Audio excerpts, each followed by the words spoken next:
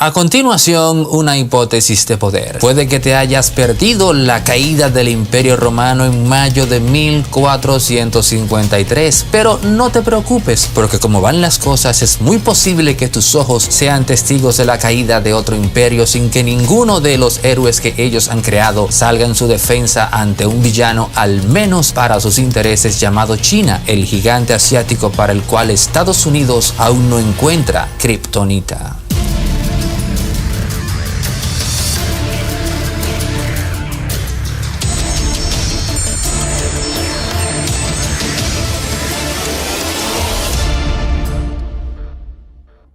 China está dando los pasos correctos en todos los ámbitos geopolíticos, presencia en países olvidados y pobres, fortaleciendo lazos, haciendo acuerdos, colocando su moneda a competir con el dólar, pues caramba, para eso crearon el petroyuan y hasta una representación digital tienen del mismo, tal como nos comentara recientemente Gabriel Bulgakov en Top de Impacto. China tiene una economía a simple vista más dinámica y pujante que Estados Unidos. Luce una arquitectura urbana que refleja una metrópolis del siglo XXI en contraste con muchas ciudades norteamericanas que lucen atrapadas en la década de los 80 del siglo pasado. Si nos vamos al aspecto militar, el mismo Pentágono ha confirmado que tras mucho confiarse en no ver ni pronosticar un enemigo a la altura de Estados Unidos, este ha dejado que muchas de sus plataformas armamentísticas caigan presas de la obsolescencia. Cuando sacamos cálculo de todo esto, es muy posible que si se tratara de una apuesta, colocarías todo tu dinero a China. Pero un momento, no vayas tan rápido, pues debes preguntarte por qué China aún no termina de hacerse amo del mundo, y justo ahora nos proponemos responder a esa pregunta dando respuesta a otra. ¿Qué es lo único que le hace falta a China para proclamarse como señor y dueño del mundo? Se podría decir que oficialmente Estados Unidos se coronó como imperio global tras el final de la Segunda Guerra Mundial en el año 1945. Si la palabra baby boomers te suena conocida, esto se debe a la generación de la posguerra que vivió la época dorada no solo del capitalismo, sino también de una cultura pop norteamericana que de manera precoz se adueñó de las pantallas de TV y las ondas de radio, con sus íconos como Marilyn Monroe y Elvis Presley a la cabeza. Los 30 años gloriosos le decían en Francia a esos 3 decenios de esplendor que corrían al son de los consejos de John Maynard Keynes. Estados Unidos había conquistado el mundo sobre la base del desahucio de Europa, el viejo continente, y el de sangre de Inglaterra, que se encontraba en un proceso de desmonte de su imperio. A los británicos no les quedó más remedio que revivir la nostalgia de tiempos imperiales a través de las cinemáticas aventuras de James Bond.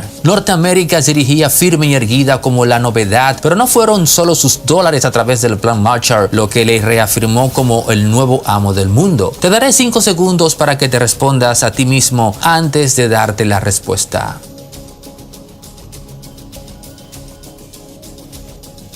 Aún no caes, fue su cultura. El American Way of Life fue un chip mental que tenía como meta unir a una sociedad, pero también servirle al resto del mundo como un paradigma digno de imitar. Y este resto del mundo cayó seducido ante el aspecto y el discurso de los nuevos ídolos de la humanidad. La gran mayoría de estos tenían en común ser exitosos en la tierra del tío Sam.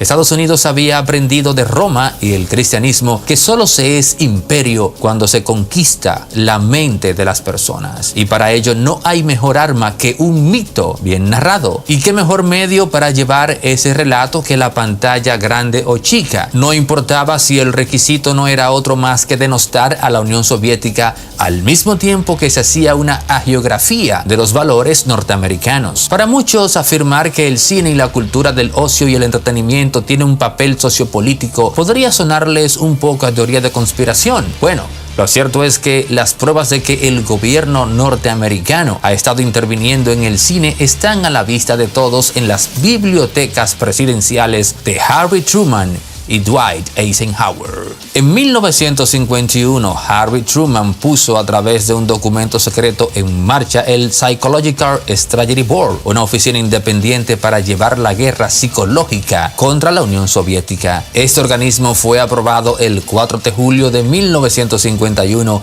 para autorizar y proporcionar una efectiva planificación, coordinación y dirección en el marco de las políticas nacionales aprobadas de operaciones psicológicas. La misma era integrada por los subsecretarios de Estado y de Defensa y uno que nunca se queda, el director de la CIA. Sin embargo, la oficina fue sustituida en 1953 por otra, pero que no te engañe ese truco de cámara, porque las funciones seguirían siendo las mismas. Si aún eres escéptico, entonces pregúntate cuál es el interés del Pentágono en asesorar a Hollywood en sus guiones a cambio de conocimiento militar para sus películas. ¿Te has percatado de que los anuncios para incentivar a jóvenes latinos a enrolarse en la Fuerza Aérea o la Marina norteamericana tienen una estética y tratamiento visual de una película hollywoodense? ¿Crees acaso que es mera coincidencia esto? Estados Unidos se percató de la importancia de la cultura y el dominio de la misma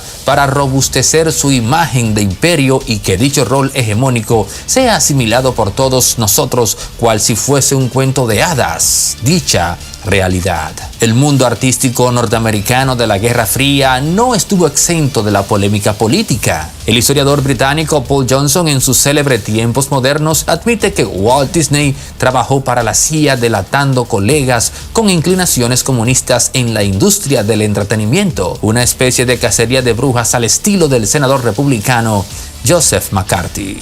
Henry Kissinger una vez dijo: si controlas el petróleo, controla las naciones. Si controlas los alimentos, controlas los pueblos. A eso yo agregaría: si controlas la cultura de un país, tienes el dominio de sus creencias. En el año 2017, Tom Secker y Matthew Alford no eran actores ni comediantes o nada parecido. Eran simplemente investigadores que tuvieron sus 15 minutos de fama tras publicar un polémico informe de documentos militares y de inteligencia estadounidense obtenida bajo la Ley de Libertad de Información. En el mismo se veía un trazo tangible de control del gobierno de los Estados Unidos en Hollywood.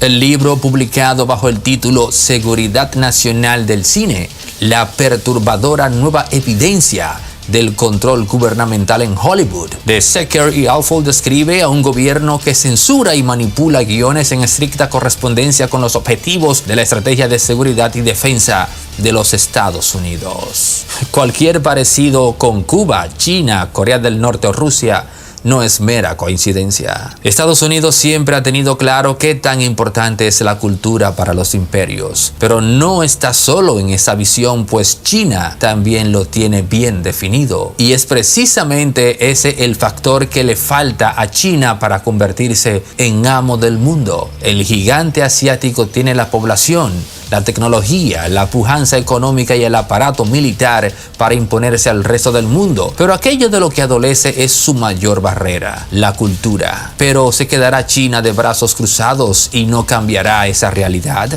Espera un segundo que guardamos lo mejor para el final. China sabe que no basta con el petroyuan y otras escaramuzas globales para convertirse en amo del mundo, pues aún logrando sacar a Estados Unidos de su sitial, tendría el reto de conquistar internamente a cada país, y eso es un proceso tan complejo que si se fuese a llevar a cabo a través de las armas en cada nación del mundo, a China ser imperio le sería una condición nada rentable. Y es tras esa conclusión que llegamos a otra gran ironía de la historia. China no solo replicaría planos de diseños de sofisticados artefactos creados inicialmente en el mundo occidental, copiaría también de Estados Unidos la noción del dominio cultural y pondría su plan en marcha copiando también el modelo económico capitalista. ¿Qué tan importante es la cultura en la consolidación de los imperios? Es algo que nos lo muestra la misma historia. Pues bien, parafraseando a Roberto Baños, podríamos decir sin temor a errar que la construcción del mundo actual se deriva principalmente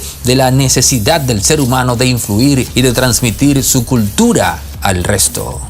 Al dominio cultural en el ámbito geopolítico se le dice el poder blando, y para ello China lleva ya varios años invirtiendo en la meca del cine mainstream norteamericano, Hollywood. En el 2012, Wang Jianlin, dueño del grupo Dalian Wanda, compró la cadena de cines norteamericana AMC Entertainment por $2.600 millones. Ese mismo grupo en el año 2016 volvería a calentar la billetera para desembolsar $3.500 millones por el estudio Legendary Pictures. Pero esto va muy de la mano con lo económico, pues según la consultora PricewaterhouseCoopers, en el año 2019 las recaudaciones de taquilla en China superarían a Estados Unidos con unos $8.900 millones. Alibaba, el gigante del e-commerce en China, es ya uno de los principales inversores de la Paramount Pictures, pero este tipo de inversiones no quedan solo en el rango de las casas productoras de viejo cuño, pues otra empresa china, como lo es la Hunan TV, cerró su propio acuerdo para inyectar millones de dólares a Lionsgate. Pero el listado sigue. La empresa fílmica china Perfect World Pictures invierte en Universal. Y es que China sabe que por más que nos quejemos de la falta de frescura en las historias del cine hollywoodense, aún estas conservan su capacidad para evocar empatía hacia la cultura de los Estados Unidos. Pero además, para contar con dominio cultural se necesita una estructura que funcione como propagador de ideas y el conocimiento para provocar que éstas sean aceptadas. En pocas palabras, Hollywood tiene la experiencia en marketing y distribución mundial que China necesita para expandir su visión de las cosas al resto del mundo. Y es que como el gigante asiático tiene claro que antes que el capital está la hegemonía de las ideas, no tiene reparos en mandar a sus empresas a invertir miles de millones de dólares en las principales empresas productoras de contenido de Norteamérica. No sé si a esas alturas te estás percatando de cómo se invierten los roles en la trama del tablero geopolítico. Decenas de corporaciones estadounidenses se mudan a China en busca de mano de obra barata sin que esto sea necesariamente bien visto por el gobierno y la población de su país. Mientras del otro lado, el país receptor de esos gigantes del capitalismo ve con buenos ojos que sus corporaciones nativas exporten capital para comprometer a las grandes marcas del mundo del ocio y el entretenimiento. ¿Aún ustedes creen que China permite y estimula esto por un asunto de meras ganancias económicas? Entonces te digo, los billetes van y vienen. Los mercados son volátiles y en fracción de segundos se desintegran ceros en las cuentas bancarias, reduciendo fortunas a poco más que nada. Pero allí donde la riqueza perece, las ideas se mantienen en pie y entre ellas ninguna brinda más poder que la de asimilar a una nación como imperio. Y esto no se logra a través de las armas, sino de la cultura. Estos son insólitos tiempos. De repente China tiene el balón en sus manos, pues la crisis sanitaria desatada por el leviatán del COVID-19 ha hecho que de repente el resto del mundo comienza a funcionar como China. Es decir, un estado protector que regula las empresas que brindan los insumos para proteger a la gente del virus que anda por doquier. Pero también los ciudadanos de todo el mundo ambulan por las calles con mascarillas, tal como desde lejos veíamos que en China lo hacen sus ciudadanos desde mucho antes de verse vistos amenazados por una pandemia. El COVID-19 ha hecho que los estados de Occidente se empoderen y sometan al individuo a un punto tal que hoy vemos a un país meca y bastión de la libertad individual, tal cual lo es Inglaterra, promover una ley que prohíbe a las personas tener sexo fuera de su casa y con otra persona que no sea su pareja. El pretexto es evitar la propagación del COVID-19. Otro ejemplo de estado empoderado frente a una empresa al estilo de como lo haría China, lo tenemos en el caso de Francia, país que ha tenido que decirle a su laboratorio privado Sanofi que es inaceptable que éste pretenda darle prioridad a Estados Unidos en caso de descubrir primero una vacuna contra el COVID-19. En un abrir y cerrar de ojos, las consecuencias de la crisis dejada por la pandemia ha hecho que nuestros países comiencen a ser como China, un gigante que ha dado ciertas riendas a sus empresas, pero siempre recordándoles que el Estado es el máximo organismo o manifestación de poder en el seno de cualquier sociedad. Este giro sirve perfectamente a los planes de China, pues le ha hecho ver a las malas a sociedades de cultura individualistas no muy amantes de la intromisión del Estado que al final del día es más que necesario, indispensable.